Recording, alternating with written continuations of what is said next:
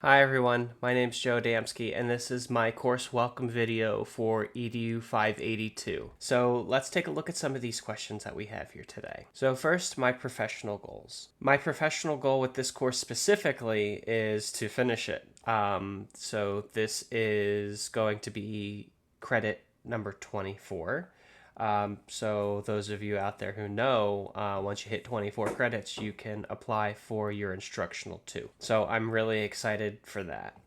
Other than that, once I finish my master's in education, eventually I hope to go back to get a second master's in ed tech. I'm really interested in ed tech, especially after we took an ed tech course that really reinvigorated my want to pursue that. Some of my interests and hobbies, for those of you that do know me, I talk a lot about my nerdy hobbies and interests. I really enjoy playing Dungeons and Dragons. I play Magic the Gathering. I'm a huge avid gamer.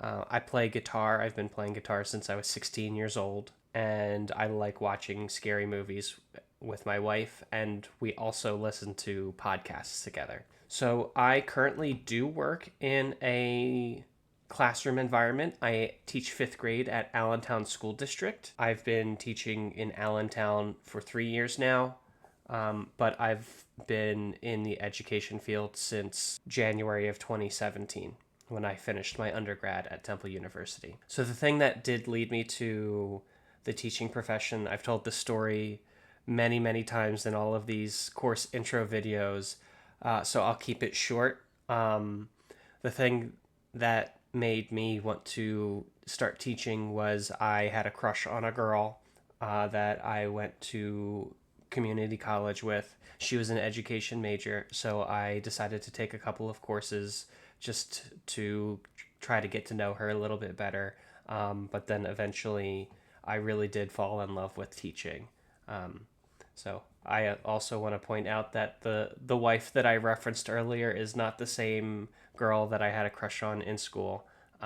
So it just happened to work out that I found my real true love in teaching. So on a scale of 1 to 5, 5 being the highest, how would I rate my communication skills and why? To be honest with you, even though I feel like I articulate relatively well, um, I would say that my communication skills I would rate myself around like a 2 or 2.5, just because when I go to deliver instruction or I try to communicate with people about things that I want to talk about, it takes a moment for me to really process what I want to say.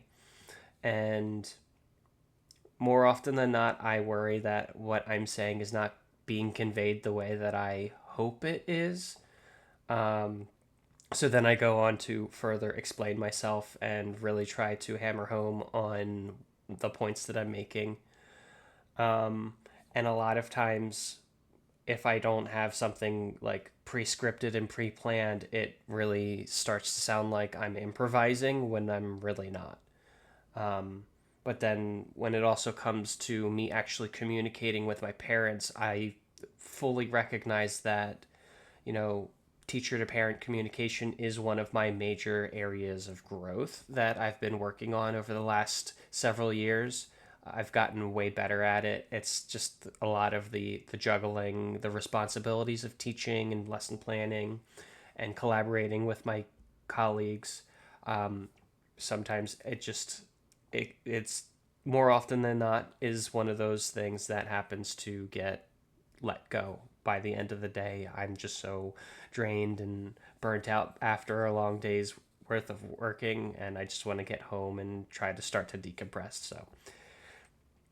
And then our final question: if I could travel to any time period, past, present, or future, in any place to have dinner with someone, where would I go? Who would I meet? And what would I talk? So I remember this question in, I think, one of my first courses where I said that I would go back in time to have dinner with my dad's father. I knew my dad's father growing up as a kid, I didn't really see him all that often, mostly just around Christmas time or major holidays. So I didn't really have too much of a relationship with him. But I remember, like, after he passed away back in 2014, I learned a lot about him and like his personal life. You know, he served in Vietnam. He trained to be a paratrooper.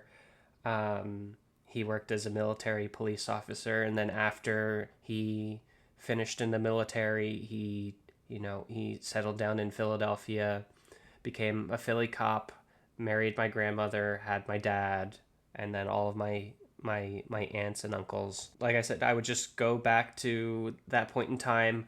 I think I would really be interested to talk to him around the time that my dad had moved out of their house because my parents had me relatively young.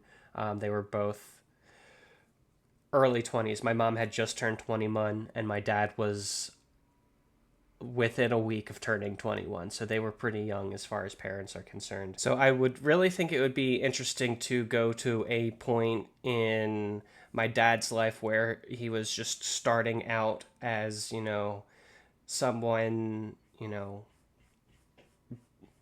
getting their first home, being freshly married, having a baby. I would like to kind of bend my grandfather's ear and ask him some of the advice that um, he might have given my dad, or some advice that he wished he would have given my dad around that time. But those are my thoughts on all of those questions. I'm looking forward to this course and looking forward to learning with all of you. See ya.